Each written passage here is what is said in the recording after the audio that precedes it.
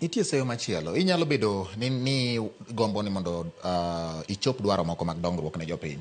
Idhi nyiso ne jopiny kaka iwacho kuom ranyisi ni ibedo gi ng'ikruok moro. Gimoro tuch apoya madwaro pesa mopogore gi chenro mane nitiere maniseketo. Gik maniseketo inyalo rucho nyaka kuom ranyisi adachiwo gi ranyisi ni. Asego picha mar kit ot madwa gero. An kode adhi atang'o ne joga ni ma to kama ka Nyasaye ogwedhowa to wabiro dhi dake. Then koro ikawo hola to pesa cha odhi donjo kama chielo. Irucho ot mane isenyiso jodala ni irucho ot cha koro kidwa ni mondo jogo chako ne kendo kusingise ni pesa to deko lakini one kich magi momiya penjo ma nitiere lai mar tudruok mar X mar jatend piny. Thoth chenro mag dongruok mane osedhi mowacho ni dhi tim mano kotimore ogoli mbui. Diponi ma en by default or design? Okanyal confirm mano niwach okaneno. To ing'eyo ni communication wuoyo gi dhano. Ing'eyo ni kata kopono dhi ogole e mbui odonge pod en kacha. Pod ng'ato nyalo nene magoye picha makete ang'owa e mbui. Okamano.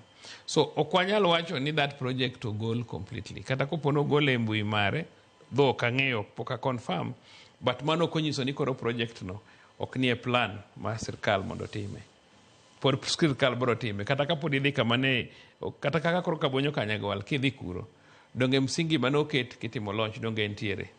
Koro wach ni ng'ato dhi ogole e mbui mar president, to entiere Kabonyo Kanyagwal. Konyo gang'o. Donge pod ng'ato nyalo dhi magoye picha mabe kete e mbui. Wach mbui to ng'eny. But koponi kata mana nying manyiso ni dag pi kata dag mor kichni, kombe mar kichni no kel ka gi jaduong' Charles Owino.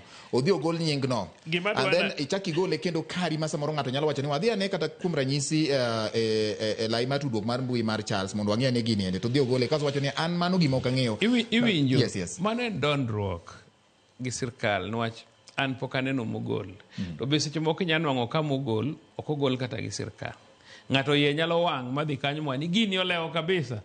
Modhi mochwere mogole oko.